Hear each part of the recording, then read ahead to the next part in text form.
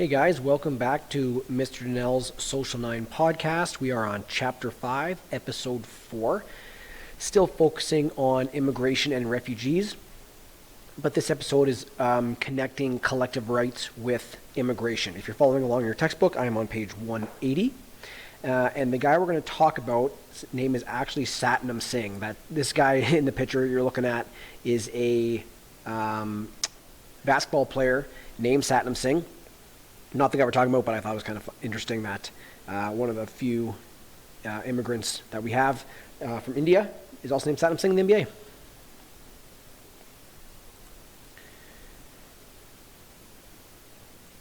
And so, in Section 2, again, how do the individual and collective rights of Canadians influence immigration laws and policies? So basically, how does our collective rights connect with immigration laws and policies? So what's in this section?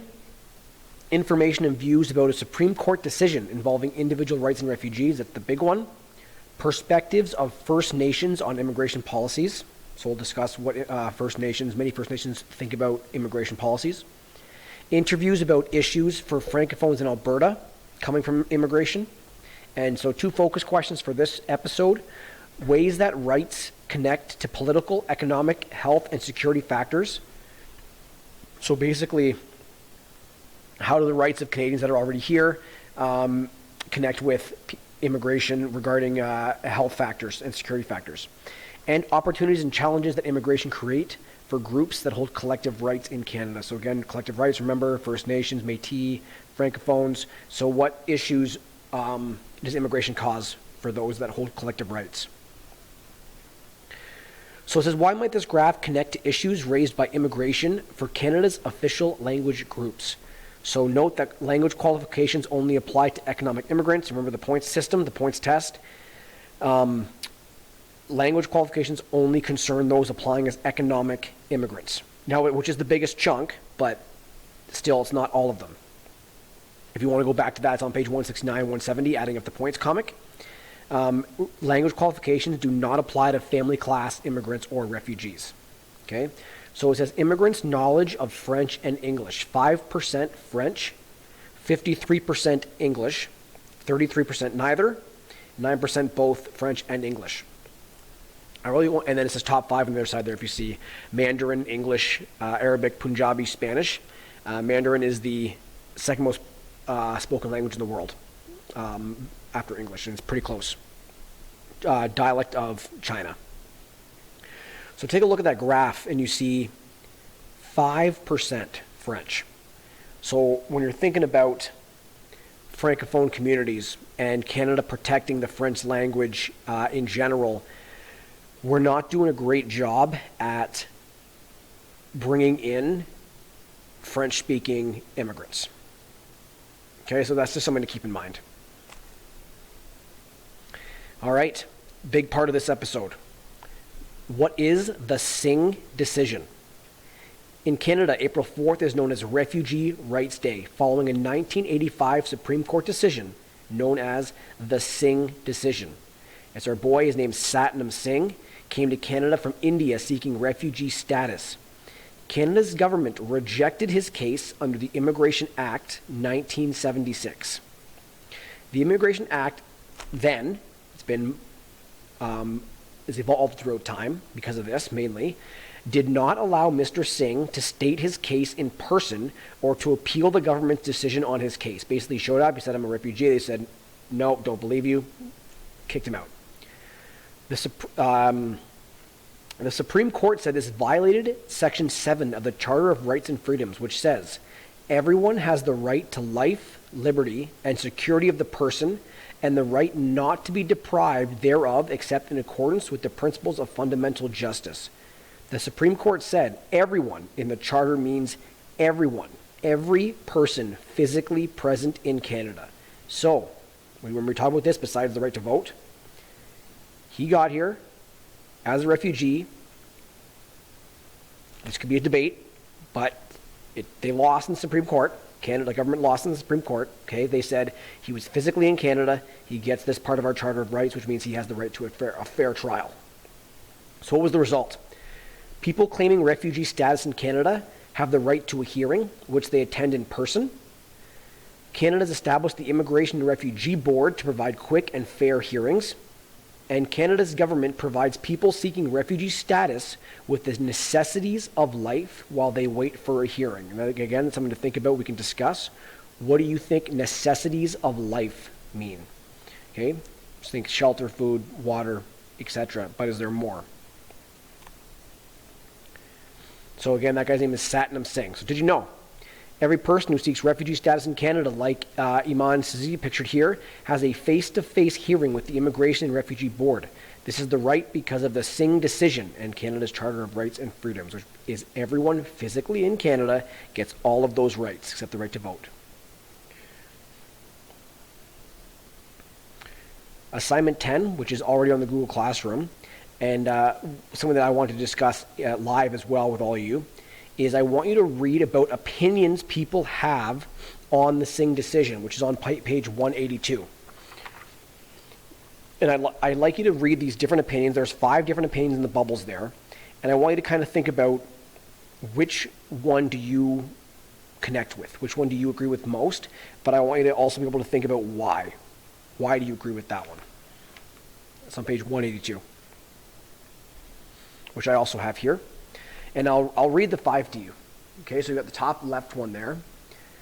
The only people who should be considered as immigrants or refugees are those who apply through the proper procedures and are vetted abroad. There should not be an automatic right for refugees or immigrants to come to Canada. One below that. How can you apply to come to Canada from your own country if you're being persecuted there?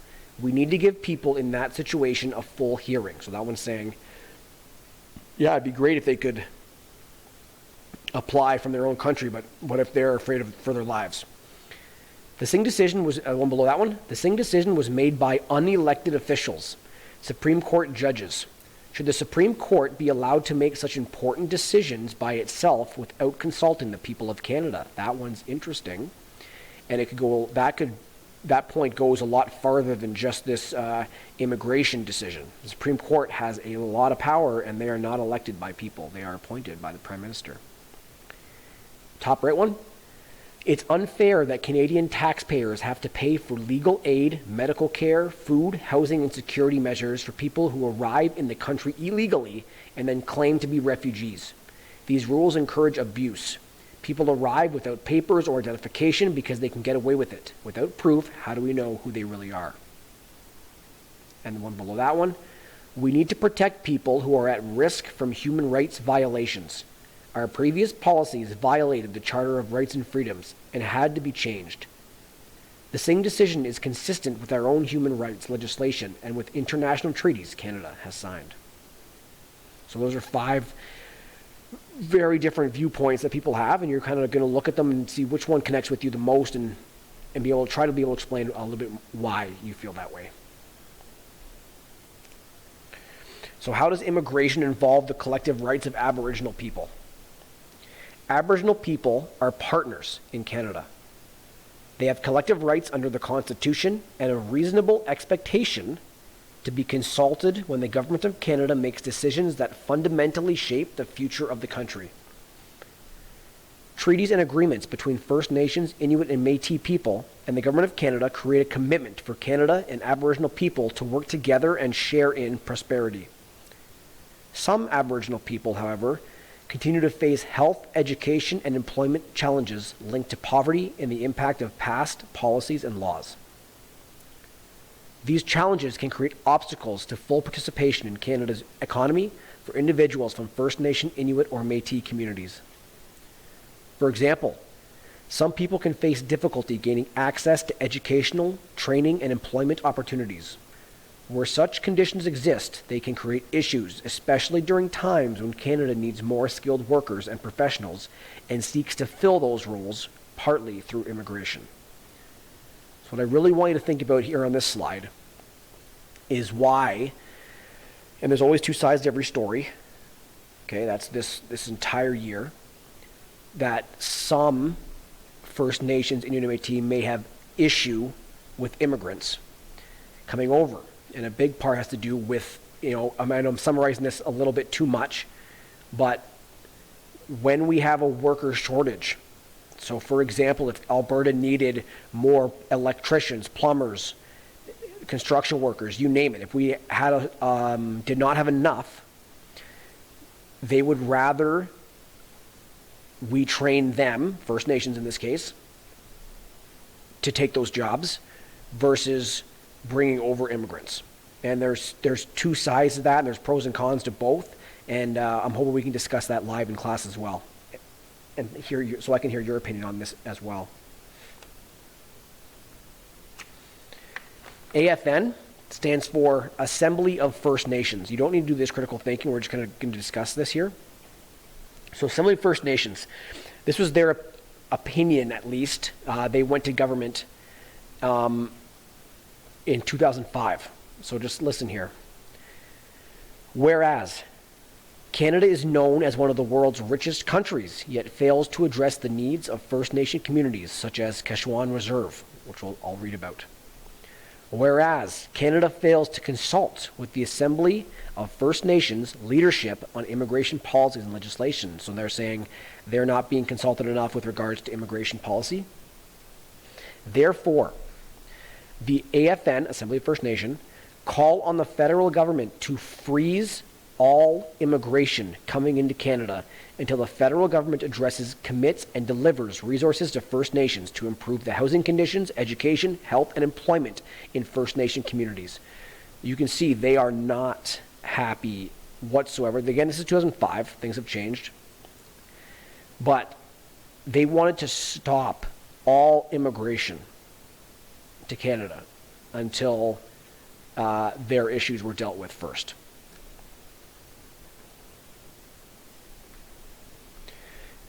So the Keshewan Reserve that they spoke about in the last slide there was in a pretty rough state. And if you're asking my opinion here, it is pretty bad that Canada, a first world country, one of the richest countries in the world, still has communities that are essentially third world with regards to just how poorly they're maintained. So the reserve, this is some plans that they had here because it was just so bad. In the Keshewan Reserve, the reserve will be moved a short distance upriver under a commitment made by the Indian Affairs Minister Andy Scott. Keshewan currently sits on a floodplain of the western shore of James Bay and had a water treatment plant situated downriver of a sewage treatment plant. So basically, the government put the reserve here. Up top here, they had a sewage treatment plant, and then they had a water treatment plant on the other side. So the 1,900 residents have been under a boil order for the past 2 years and were recently told to stop using it altogether. That means just to use their water, they had to boil it to kill the bacteria, and eventually they were told that's not even going to work, stop using your water, period. So at the time, speaking to CBC News, the government tried to think of a few ideas of how to solve this problem. A $200 million investment over the next 5 to 7 years to reinforce a dike, a dam, as well as build better drainage systems to protect low-lying areas from spring flooding. 2, a $200 million relocation to Timmins, so just move the entire reserve. And 3, a so-called Site 5 plan to move the reserve to an entirely new location on higher land, which would have cost an estimated $500 million.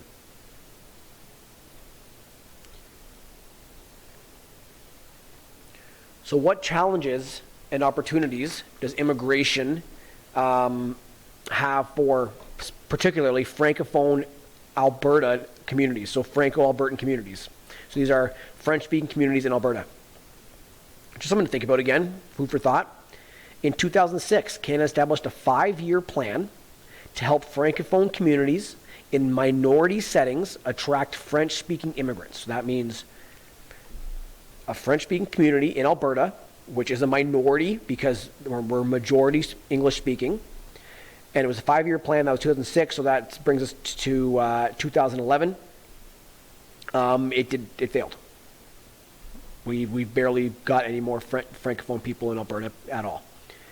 So it says, to what extent does this plan meet the needs of Francophones in Alberta who are in a minority setting? Well, at least they had a goal.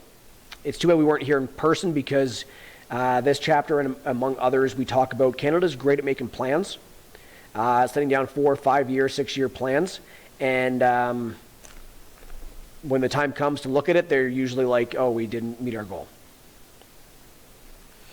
So it says, what can you learn from the comments on this page? If you're trying to find where I am right now, I am on page 185. So the comments on page 185 I got here is, we've been able to establish, this is a guy's quote by the way, establish in Calgary and Edmonton centers to welcome and help Francophone immigrants to get settled. We work with the immigrants to show them how they can become part of the Francophone community and they don't have to lose their association with the French language and culture, even if they live in a minority setting like Alberta. 10 years ago, if you went into a Francophone school in Alberta, you wouldn't see African children, or very, very few of them. Now, in Edmonton and Calgary, you see them in very large numbers. Their percentage is increasing every year.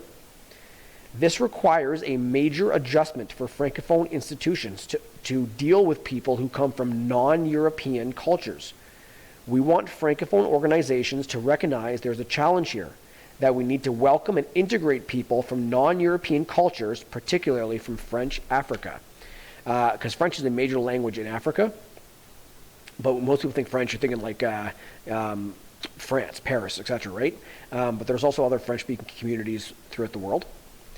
This is a different person's comment on it. Francophones need a vision for French-speaking immigrants to this province. Too many French-speaking immigrants, when they get here, become only numbers. Statistics no different than all the other immigrants. Students gravitate to the English schools. The parents are not involved in the schools. We need to talk about these issues related to immigration. So this guy's a bit different. He's saying it's not going well. The French people come here. Often they'll just end up going to an English school, and eventually, over time, if you aren't speaking the language, you're just losing it completely. That is it for Chapter 5, Episode 4. Our next chapter will be talking about provinces and what impact do they have on immigration particularly. So immigration being like a federal, all Canada-wide concern, but how do the individual provinces work with the government to decide what kind of immigrants they get? Thanks a lot. See you next time.